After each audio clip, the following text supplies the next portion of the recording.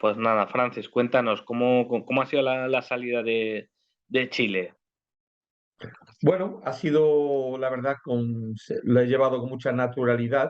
Eh, Como a lo mejor sabes, tuve una oferta de renovación hace tiempo, eh, hasta 2026, pero bueno, ya llevaba 2 años en Chile, ¿no? En cierto modo, llegué para una función muy concreta.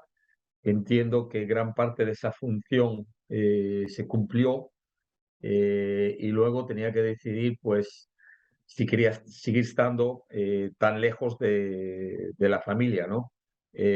Por lo tanto, por un lado, sí es verdad que no llegamos a un acuerdo total, ni económico ni ideológico, quizás, pero, pero bueno, había esa posibilidad de continuar, pero al final me pesó más volver a estar más cerca de la familia después de 2 años sin estar allí en Sudamérica sin ellos. Ujú. ¿Qué crees, con qué espinita te quedas? ¿Qué crees que podía haber salido mejor o con qué te vas? No, realmente era dar más continuidad a todos los cimientos que se habían puesto, ¿no? Hay que acordarse que en enero de 2021, cuando llegué a una situación bastante precaria, ¿no? Post estallido social y en medio de la pandemia, eh, a una federación que no tenía fútbol base, a una federación que estaba muy lejos de estar armado como, como necesita estar una federación y sobre todo en lo que se refiere a metodología, alineación de metodología, eh, en unas bases asentadas de fútbol formativo, eh, cuerpos técnicos de acorde con cada edad, cada etapa, scouting, identificación, análisis, eh, recursos tecnológicos y logísticos. Y bueno, se ha podido trabajar mucho para crear una base bastante sólida. Y ahora realmente era más bien Ujú. consolidar eso. Si bien yo entiendo que consolidar es muy distinto a crear y construir, ¿no? Y a mí me tocó construir y crear. Entonces, la verdad que tanto con la gente que elegí o contraté en cada puesto o en cada rol, con algún staff que ya había y lógicamente, con el apoyo del presidente y el directorio de la federación, pues se pudo trabajar bien en ese aspecto bajo unas condiciones muy difíciles, la verdad. Entonces, en ese aspecto, muy orgulloso del trabajo. Lógicamente, ahora hay que consolidarlo. Hay sudamericanos, tanto sub-20, tanto sub-17, hay repechaje para el Mundial Femenino, hay un torneo panamericano sub-23 con la sub-23 que creamos para estar más cerca, para ver un puente más cerca de la selección absoluta. Y esa última parte es la regeneración, la continuada regeneración de la selección chilena, que ya la empezamos hace 2 años, y el poder en el futuro clasificarse al Mundial, al próximo Mundial, que yo creo que, teniendo en cuenta que va a haber 6,5 plazas para Sudamérica, lo veo muy factible, la verdad. Ujú. Y ahora, ¿cómo miras al futuro? ¿Has tenido alguna oferta piensas volver a la Premier en España? ¿Cómo piensas darte un margen? Sí, a ver, en un principio mi primera intención era volver y lógicamente ver mucho fútbol. Tengo pensado ahora a final del mes irme a Colombia a ver el Sudamericano Sub-20. Estoy viendo mucho fútbol porque lógicamente mi intención, si bien era estar un poquito con la familia y tomarme un pequeño tiempo, ya no solo para descansar, sino más bien para resetear, ¿no? Porque después de 24 años en el Arsenal, haber entrado tan rápido en otro proyecto que es tan distinto como director deportivo nacional de la Federación Chilena trabajando con selecciones, ¿no? De haber sido el primer director deportivo nacional que había tenido Chile en su historia. Entonces, después de ese tiempo de saltar de una cosa tan diferente a otro, eh, ahora la verdad que necesitaba un pequeño tiempo para resetear, pero lógicamente viendo fútbol sí es verdad que ha habido ya contactos, algún club, incluso alguna federación. Lo que pasa que lo que no quiero hacer es tomar una decisión precipitada, ¿no? Necesito, la verdad, pensarme las cosas muy bien, con calma, pero eso sí, lógicamente, escuchando todo lo que pueda haber sobre la mesa. Ujú. Y pero ¿prefieres, por ejemplo, Inglaterra a España o no tienes? No, no, en ese aspecto no tengo preferencias. Es decir, eh, lo que tiene que ser es un proyecto atractivo, ¿no? Es decir, he sido un jugador, un entrenador, un scout, un secretario técnico, un jefe de reclutamiento, un director deportivo. Entonces, he pasado ya por casi todas las facetas del fútbol y eso te ayuda también, ¿no? Quiere decir, tienes más amplitud, el abanico es un poquito más amplio. Lo que sí necesito o lo que busco es un proyecto que se acorde a mi forma de pensar, a mi forma de trabajar y además trabajar con personas buenas y ya no solo en el ámbito deportivo, sino en el ámbito humano, que para mí es muy importante. Ujú. Y hablando un poco de la Premier ahora a propósito, tú insististe mucho en que Mikel Arteta fuera entrenador del Arsenal. ¿Cómo fueron esos momentos, ¿no? ¿Y qué piensas ahora, después de tanto tiempo, que parece que esa decisión fue correcta? Bueno, como sabes, todo se hace en equipo, ¿no? No es que una persona tome una decisión, porque esa tampoco era mi función. Es decir, a mí se me preguntó mi opinión. Yo me acuerdo de una conversación que tuve con él antes de que él incluso se marchara al City, donde él estaba un poquito, me acuerdo que estábamos hablando al lado del gimnasio de la ciudad deportiva y, y él estaba un poco en duda si aceptar un trabajo como técnico en el fútbol base nuestro, en el Arsenal, o tomar esa decisión de ir con Pep Guardiola a ser un ayudante de él en el City. En ese momento le di mi opinión, que pensé que eso era un máster, ir a trabajar con Pep Guardiola. Y lógicamente creo que con el tiempo se vio que así era. Y luego di mi opinión a la directiva, ¿no? Cuando me la preguntaron, ¿no? Y bueno, yo creo que el Arsenal, a mi entender, acertó con los dos técnicos. Tanto con Unai Emery, que hizo una temporada, a mi entender, maravillosa, porque en su primera temporada en el Arsenal logró quedar quinto a un punto de Champions y jugar la final de la Europa League.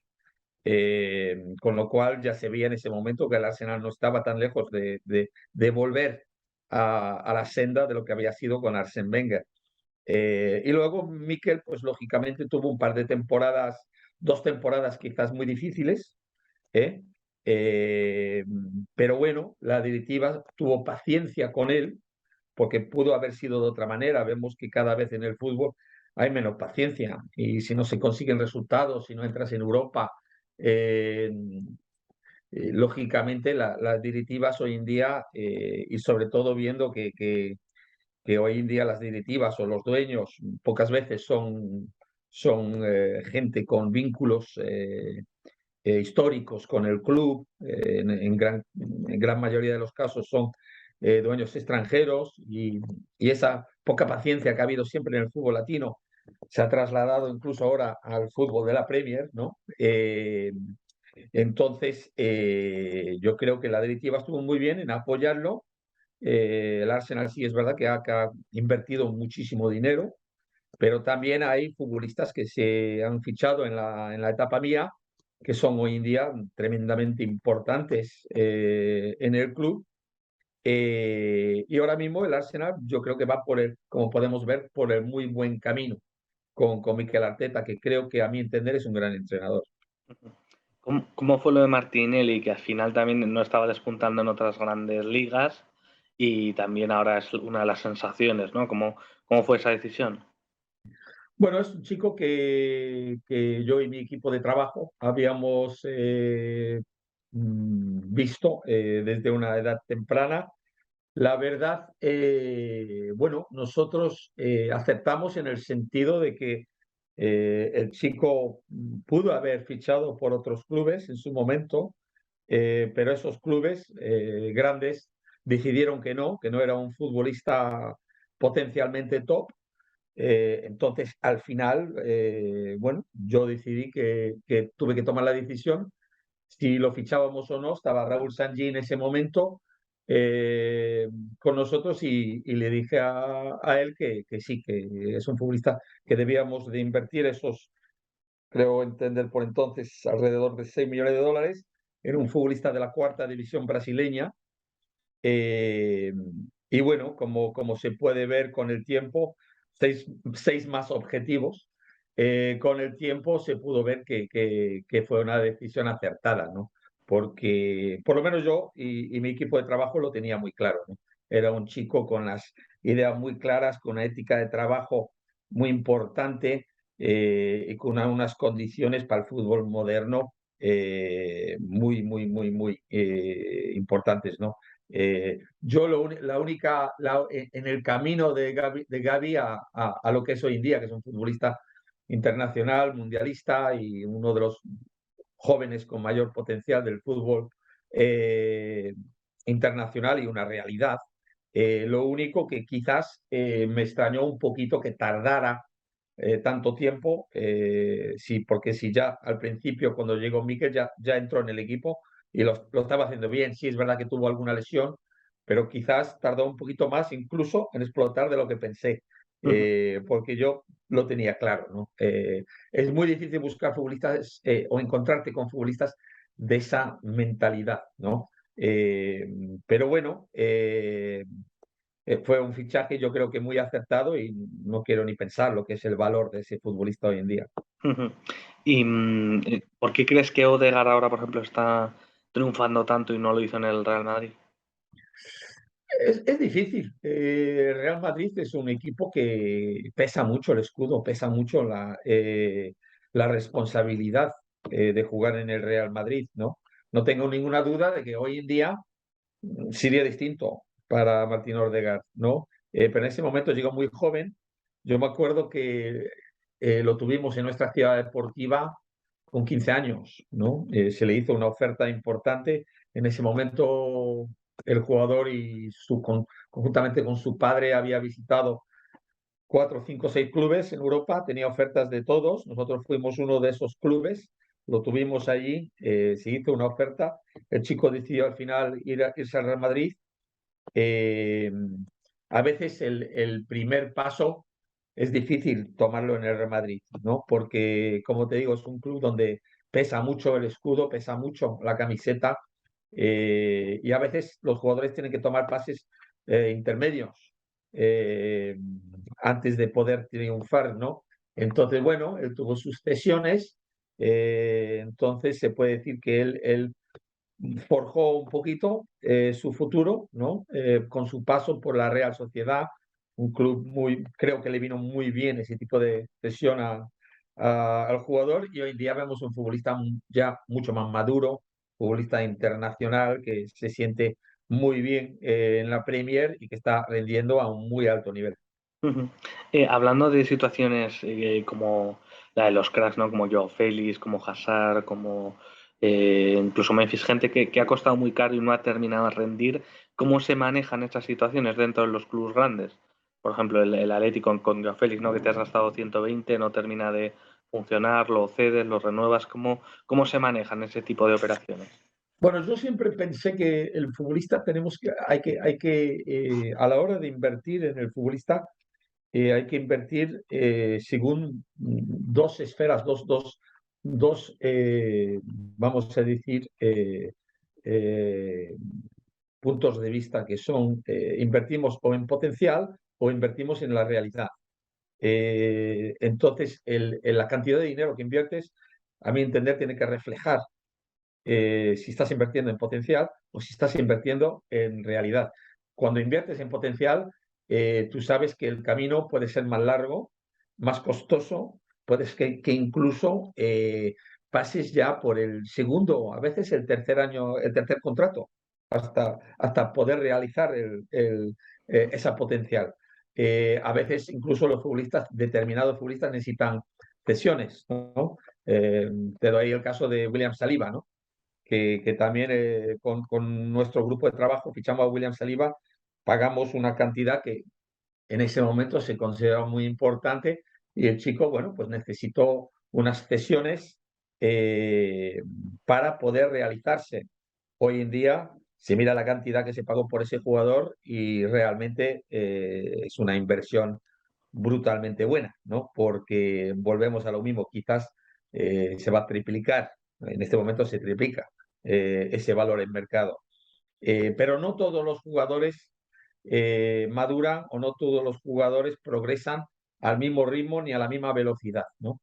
Entonces yo creo que es muy importante antes de poder desembolsar una cantidad de dinero, saber en qué momento está el jugador, saber en qué momento está su entorno, saber en qué punto de maduración está el futbolista, porque eso, a mi entender, es muy relevante con la cantidad de dinero que uno invierte en un futbolista, que es el mayor activo patrimonial que tiene un club de fútbol. ¿Y cómo se hace ese seguimiento de cómo está, digamos, cómo se está amortizando la inversión dentro de un club grande? Bueno, es muy importante ese seguimiento, ¿no? Yo siempre digo que hay un seguimiento externo y un seguimiento interno, ¿no? Y aparte del seguimiento interno y externo, eh, tiene que haber un seguimiento, lógicamente, que tiene que ver con el estado psicológico, con el estado emocional y con la madurez del futbolista.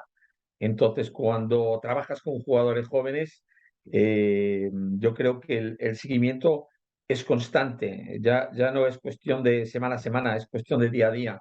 Eh, Tiene que haber un vínculo muy cercano, futbolista, por ejemplo, que si cedes un futbolista a otro club, lógicamente tiene que haber un seguimiento diario por parte de tu club con un launch manager o un coordinador de cesiones que tiene que asegurarse de que ese activo que está en ese momento lejano sigue estando cercano.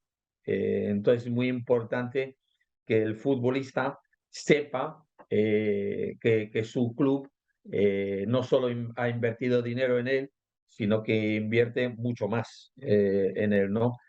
Mucho más recurso humano. Entonces, la cuestión de que un futbolista llegue a ser una estrella o un futbolista, un crack, un top, no es solo cuestión del juego, es cuestión de muchas más cosas. Ujú. ¿Y crees que se van a volver a ver fichas de más de 100 millones en España, por ejemplo, o no? No lo sé, lo que sí es verdad es que en este momento las diferencias económicas de la Premier con el resto de clubes europeos y mundiales, sí es verdad que en ese aspecto es mucho más grande, ¿no? Eh, si lo pensamos bien, si lo pensamos desde un punto de vista exclusivamente humano, pensar en fichajes de esa cantidades es terrorífico. Pero, lógicamente, en el mundo en el que vivimos, todo tiene que ver con las garantías de esa inversión, ¿no? Si esa inversión va a ser rentable económicamente, pues lógicamente se harán, seguirán habiendo inversiones de ese tipo. Acabamos de ver ahora mismo, no en lo que se refiere a un traspaso, pero en lo que se refiere a un salario, acabamos de ver ahora un fichaje por parte de Cristiano Ronaldo a Saudi Arabia bueno, de una cantidad pues increíble, Ujú. ¿no? Entonces, si me preguntas hace 10 años si el fútbol seguiría yendo en esa dirección, te hubiera sido no, que en algún momento la burbuja explotaría. Pero como hemos visto, la burbuja no explotó. Si explotará o no, no lo sé. Lo que sí es verdad es que cada club tiene que tener eficacia económica, cada club tiene que ser rentable y cada club se lo tiene que pensar muy bien a la hora de invertir. Ujú. Y en temática de fichajes cada vez se va por chicos más jóvenes. Eso como está dificultando también, porque ya en Latinoamérica, o sea, ya cada vez está todo más al acceso, ¿no? Ha cambiado mucho la forma de fichar a jóvenes, talentos extranjeros. Bueno, vamos a ver que hoy en día hay mucho más medios. Hoy en día, si hace 10 años teníamos que todavía viajar 250 veces al año, ahora se puede ser más selectivo. Hay tecnología que nos ayuda en el análisis a ser más selectivo. Al final sabemos que la decisión final va a ser una decisión tomada por un humano, no va a ser una decisión tomada por un ordenador, pero sí es verdad que la tecnología nos ayuda muchísimo y nos ayuda a tener mucha más información. Entonces, nos llega más información de jugadores de todo el mundo, podemos hacer análisis, tenemos data, por lo tanto, todo está mucho más abierto. Pero bueno, al final hay cosas que siguen siendo iguales, ¿no? Es decir, te doy el ejemplo de Martinelli, ¿no?